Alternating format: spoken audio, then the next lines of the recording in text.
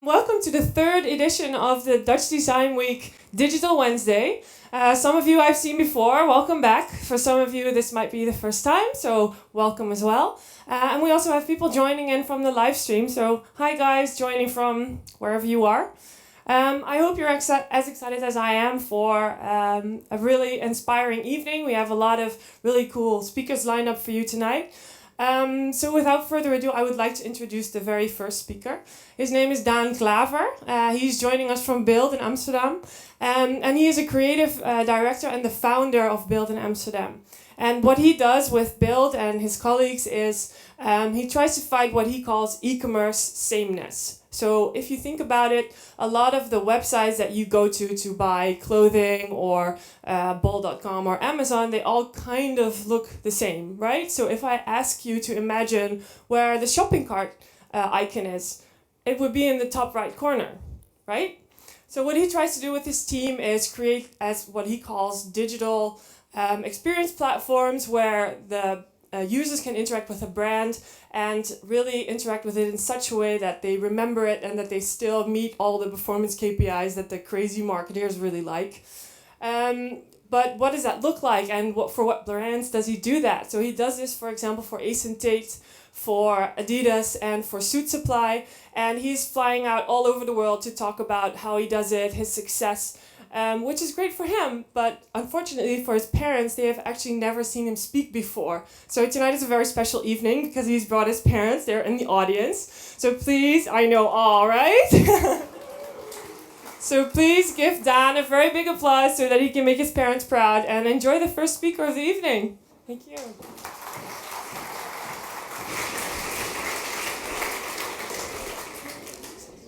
Thanks. Yeah, really cool to have my mom here, but also extra nervous because of it. A lot of pressure on me today. So, yes, he already gave a bit of the introduction about us. Excited to be here today. But I'm here to wake all of us up. Because I think there's an alarming thing going on in our industry today, and I will show you what I believe it is. Let's take a look at high fashion brands. Maybe some of you saw some of these rebrandings that were going on the last 2 years. I think high fashion, a lot of those brands inspired us through the years. It should be brands that are leading the way. And like I said, should be inspiring us as designers, as creatives. So, but if you look at these iconic fashion brands, and if you look, these have all been rebranded the last 2 years. And somehow they ended all up looking exactly the same. That's concerning. I think especially the Yves Saint Laurent logo, that's almost criminal to me, like if you see what they've done with it. But apparently it's the same thinking, what's going on for all the same brands, but leads to the same type of results. So, but then you would imagine, okay, so that's the identity, that's the logo. Then probably through their e-commerce platform, they would express themselves because that's the platform where they could do that. But then if we take a look at their platforms, it's interchangeable. It's gray, white, black. Thinking is the same, navigation is the same, product shots are the same. There's no distinction going on. So, okay, that's fashion. But then let's take a look at tech brands, the two biggest tech brands, Google and Apple, and let's see how they introduce their latest phones. In this case, Google just launched a new phone this week. It's not in this presentation, unfortunately, so I have the Google 3A, but these are the two biggest brands. I think, like, if you think about tech, like, that's also an industry that should be leading the way, that should be all about innovation. So, and you think they should also express themselves through their identity and show that innovation. So this is Google. To me, it already almost feels like Apple. This is the Google Pixel 3a. This is the iPhone. So this is their way of promoting their flagship phone. This is the iPhone. This is the Google.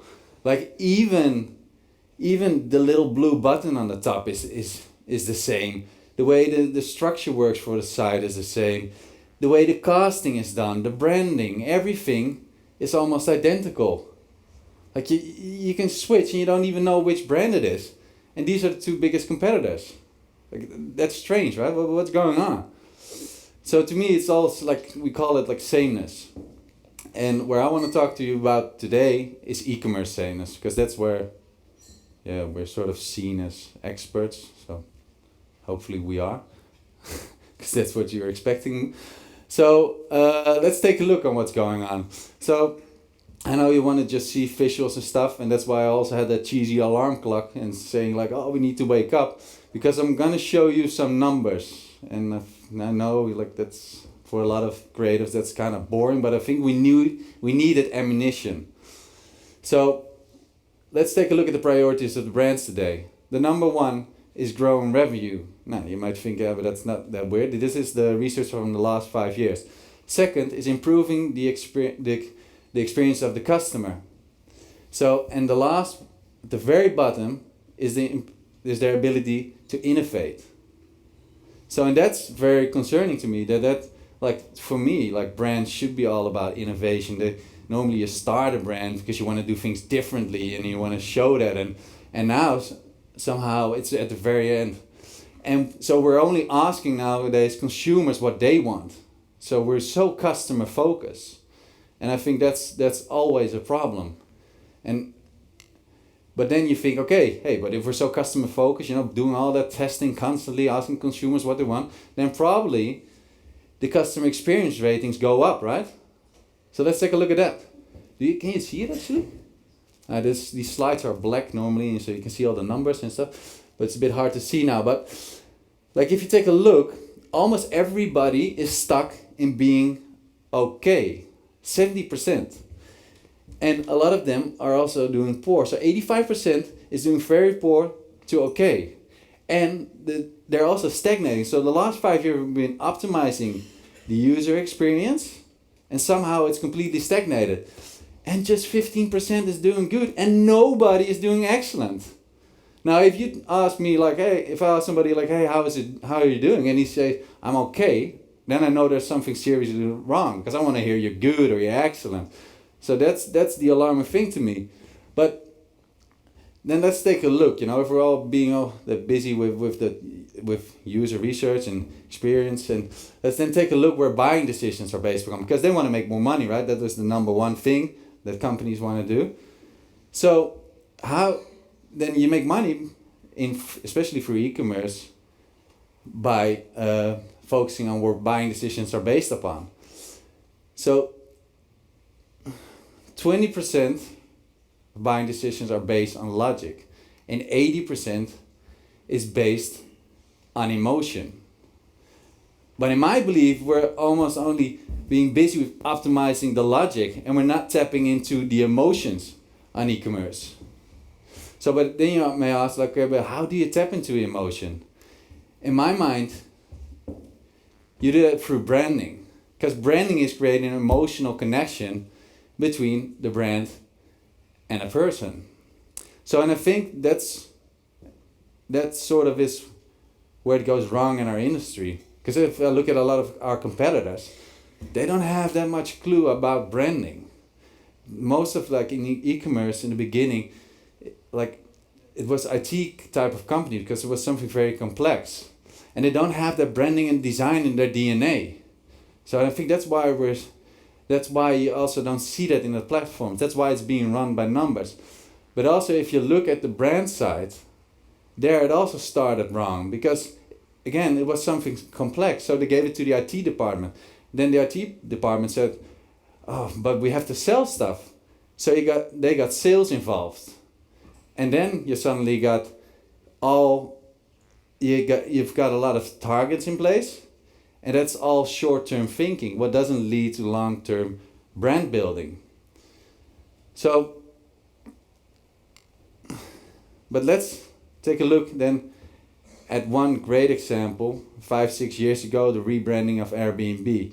It was like a beautiful combination of branding, storytelling, innovation, technology, all coming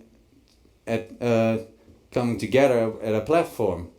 And they had this beautiful slogan, Airbnb, belong anywhere. And I felt as a consumer that I belong to the platform. They establish an emotional connection with me. But if I take a look now, 5 years, probably after optimizing, user testing, where they are today, if I do a Google search and land on Airbnb, this is where it went. Like if you remove that little logo, it feels like I'm still in Google. Like it's completely interchangeable. Then if I go further, it's just like it's almost looking like a wireframe. It's removed of all of the branding. It's removed even of any hint of color, of trying to establish an emotional connection with me. It's looking like a Google Maps. But then because especially with these type of service brand, I think that's a real danger, because the only thing they have is their service. They don't have a physical product, so they need to establish the connection to me through their platform. And because I think if Google now would step in, for example, and offer the same type of services, I think they could get into trouble, because I don't feel I belong here anymore like they want me to. So, but actually, Google is already stepping in. And do you feel the difference? Because I don't. So, and I think that's where we really need to do something against altogether. So some last numbers, because if you think that differentiating the brand is the answer, then that's why I want to give you some ammunition to say it does. Because being different, being seen as different increases the brand value. Because look at this. If your brand is being seen as different and is disruptive, your brand value goes up by 28%. If you're just being different, it also goes up by 5%, the brand value. So you don't even have to be a disruptive brand.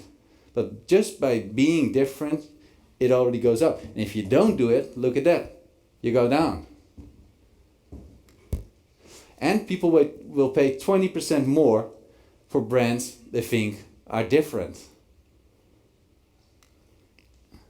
So we with Build and Amsterdam, because you might think, okay, she gave a bit of introduction, but probably a lot of you maybe don't even know us.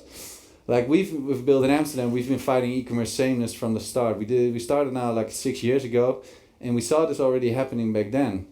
And I think as an industry today, we're even drifting off further, and we really need to change something together. And that's why I'm here today, and that's why I'm giving this talk, because I think as a community we need to step up and do things differently. So what I wanted to share you today is our principles, how we do things, and a bit of our work to inspire you guys, and hopefully you inspire us back so we can start changing this together. So with Build in Amsterdam, we won the e-commerce site of the year towards 2016, 2017 and 2018. And we won the Webby Award in 2019. And we also won the Lovey Award in 2019, 2018, all on e-commerce shop. So we have our company feels like we're still winning, but I feel as an industry, we're losing. So let me show our principles, because I think that's also where we do things differently. Since the start, we want to be creatively driven and not financially. So in our organization, we don't have any salespeople. We don't have any people that will let us work on clients that we actually don't want to be working on. And the work we're creating, we're not looking specifically at the hours. If we already finished up the hours. No, we look at if the work exceeds our expectation, because then it's only done. So I think that's a big difference in how most companies now are structured, especially with all the bigger, more consultant type of companies coming into our field. It's so financially driven. So, and since the start, we aim to be the biggest, the other way around. We aim to be the best and not the biggest, because for us, the biggest can be an outcome of being the best, but it should never be a main goal. So, and with every project we take on, we want to set the industry benchmark, because we believe that our industry is so young and we should always be striving forward and trying to push this industry forward. And that's what makes us stick, you know, that's what makes us go with a smile to our work every day. And, you know, I think we shouldn't be following, like in our industry, we're constantly talking about what is the standard, what is the, not the benchmark, but what is the sort of the industry, let's call it sort of the industry benchmark. So if you do that, you know, that only if you look at those type of things and start to doing the same, it leads to the same type of thinking, same type of solutions, and you're not doing anything different. You're not pushing our industry forward.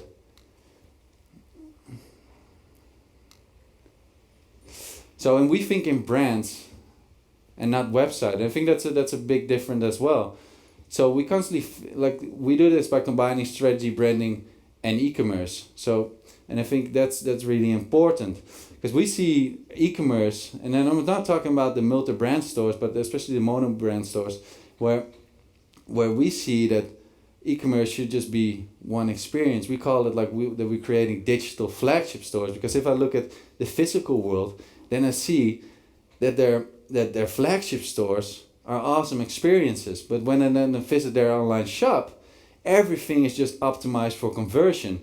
While in the physical world, like they're only thinking about creating a brand experience. They don't optimize every square meter for conversion. Do you think they're gonna think about, let's see, are we gonna make that register orange because maybe we're gonna sell more in the physical world? You know, that's ridiculous. We you don't think that way in the real world. So why do we do that online? You know, we're ruining that whole brand experience by thinking in that way and just thinking of making more revenue on a short term. You know, see it as a whole. Like also your e-commerce experience will also inspire consumers to go to your physical store. So don't only look at those targets of the e-commerce platform solely. You know, see it as a whole thing. So, and with us, it's also something different. UX is UI and UI is UX. So I'm not talking about UX research, because I totally believe in UX research, and we also of course use that, but we don't make a separation in wireframing phases. So in the wireframe phase, our UI designers are the ones that are doing that, because I believe that that's really where all of the creativity starts. That's where the basis of your concept starts. So you should never give that away. An architect would never give away his floor plan, because he understands that's the foundation of the building. So these should have never been two separate functions, in my belief, because that will never lead to very creative solutions. And own the content, because how we see it is that the content is almost like 70% of the design. So you can create great interfaces, but if the content is shit, the whole platform will be shit.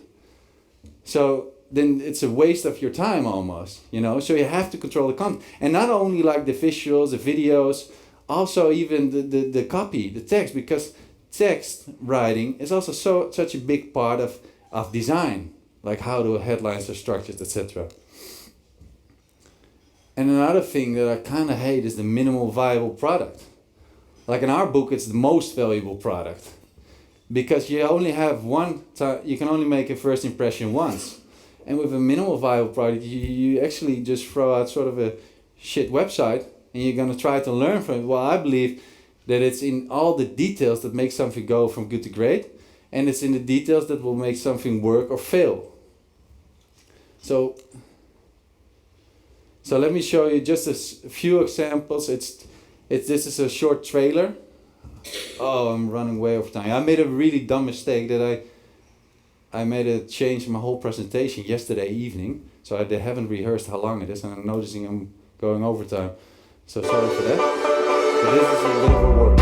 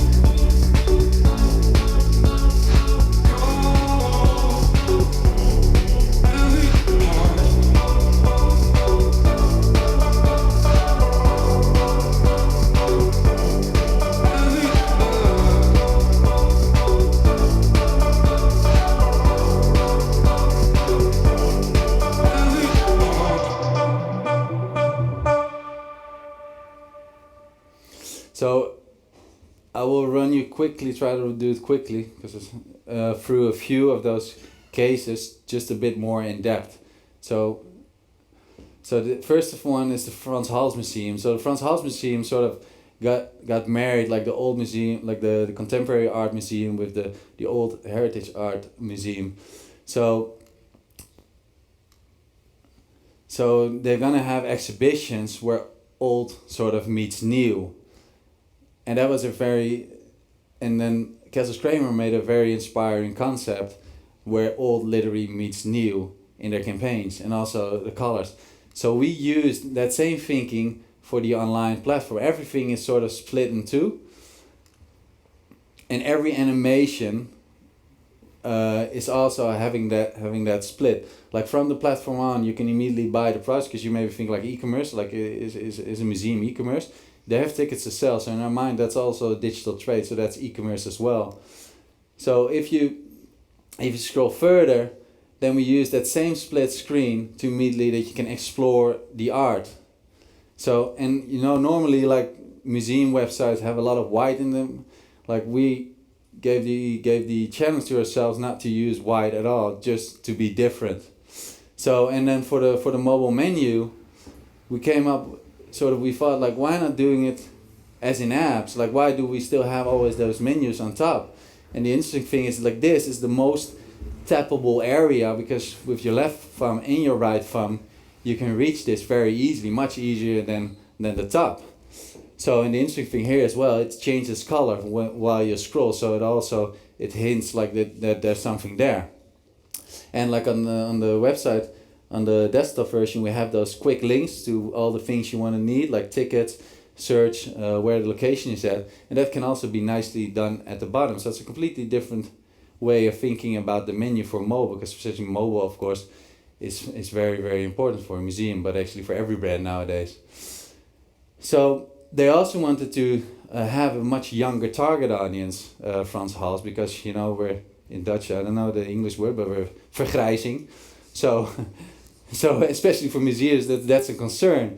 So the whole identity already feels much more playful, much more tapping into your emotion, and also the way you can explore the work is done in that way. So you can just filter, you can search on color, or you can do it on the medium. So, and then if you click on something, we use again that same split animation to explore the work. And then that's why, like for us, it's very important that design and development is always working closely together. And then you come up with these solutions that you can, for example, tag the photo. So the client and the CMS can tag the photo and tell something about it, and that whole page is built up automatically. So we also always think about how is it easy for the client to maintain their websites. Here the same thing. Like they tag the photos in the CMS with the time, date, artist, and then this whole page is built automatically. This whole timeline. So, and then we also make sure, as when we deliver our sites, in a few years they still look great. So when I was talking about the MVP, I'm also talking about these type of things, like we add these type of things ourselves to our clients. We just invest in that because we want to have fun while working. So we have this little play section, also again for kids to interact with, but also for older people. So what it does here, it's like that art roulette. You can find your own little match, and you can share it, or you can send it to yourself or whatever. And the cool thing with it is we inspired then Kessels Kramer to use it outdoor in the campaigns as well. So we come up with this little idea, we execute, we don't even get paid for it, but we just do it because we believe in it and we think it's fun to do it. And then it suddenly leads to that. But it also leads to this. And because now it's an installation in the museum as well. And that's pretty cool, as your work suddenly shows up in the museum just by investing in it by yourself. So this is the last thing from Frans Hals. It's again something we just want to have fun with, and consumers as well, because I think we should have fun. So it's this little gift section where we play with heritage art, just to have a bit of fun. But I think so. And then this is Mendo. This site's already a few years old. So I'm not gonna go through it completely, but I just want to show you the interesting thing. Like we're building else. Yeah, fuck. I'm way over time. So, books, important. Mendo. Bookstore. So, what we've done here, like they just can upload a thumbnail, and then in the CMS, we make a book out of it. So, that's kind of cool, because then, like, it all looks sort of the same. There's no work for a consumer, for our client. It looks great for the consumer. Like in 4 years, like actually the site is now 4 years old almost. It still looks great because we own the content. Then that same thumbnail in the CMS automatically makes a 3D book out of it. Pretty cool as well. Works nicely. So then we made a whole guide for 45-degree photography. So again, we make sure it all looks great. Now this is then how it sort of all comes together on the website. And the great thing is you make sure then that every book sort of have their own little world. So they all are standing apart from each other. So it makes you want to look. And then all the animations are inspired on books, blah, blah, blah. So, so then if you click on a book, we also done it completely different. Like we don't show the same photo, the little photo is here. We show more inspiring type of photography because you wanna almost have a multi-sensory experience. Like you want to touch the book, you want to feel the book, like just like in store.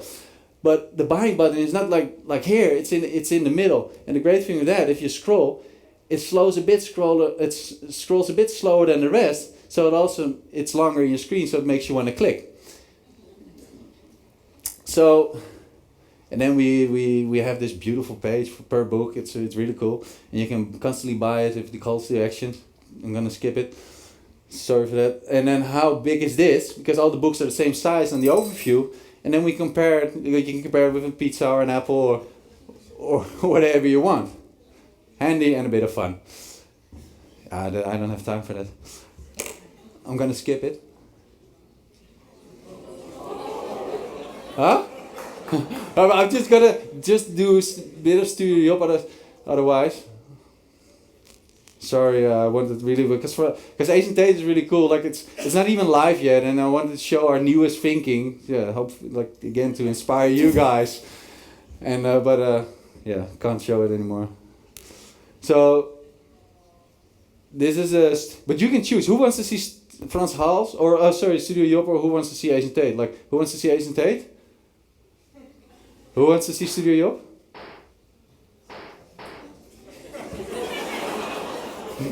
Studio Job is shorter, so I will do the Studio Job. They also asked me to show this, so I will show. Yeah, you've already seen it now, actually. So there's no music, guys. No sound. Because we have these annoying things, like I'm just gonna click, like we have these annoying things, like through the website. It's like an ode to their work. Like you can go completely minimal, but we went completely ballistic.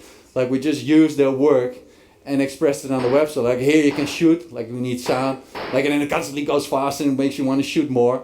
Like and then we have these little things, and everything is maintainable in the CMS, and I think that's sort of the smart thing about it. And it feels like completely like the word. And then you wanted some chill music, but it constantly goes faster every time you want to stop it. So really annoying. So when you scroll further, like the sound will fade away, so we don't make. And then we have this another stupid thing. Scroll, come on. Go. Yeah, I can't influence it. Sorry, guys. So, push. Don't push. Push. And then it fucks up the whole website. So, and then the trash can, instead of the bag, just like a big fuck you against every e-commerce rule there is. So, I can show you the whole menu and stuff, but it's like you can filter easily because it's so much work, of course, that all of the work in the timelines, you can easily filter by timeline, or you can filter it if you think like, I want to filter it on glass or whatever material you find interesting, it works immediately. Or everybody wants to type always nude, so if you do that, it still finds you a tit lamp. So then you can of course click on photos and everything works just like an e-commerce channel, but it's just one crazy experience. And I think that's sort of my message today. We should like take.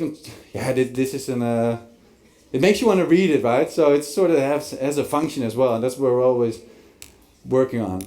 Come on, go.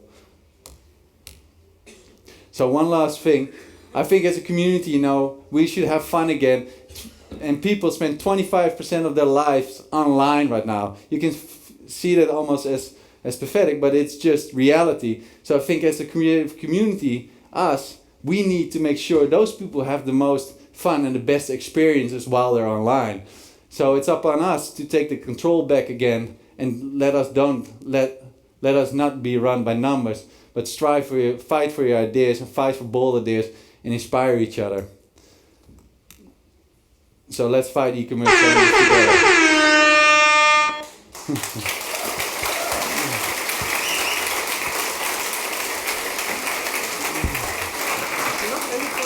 Oh, shit.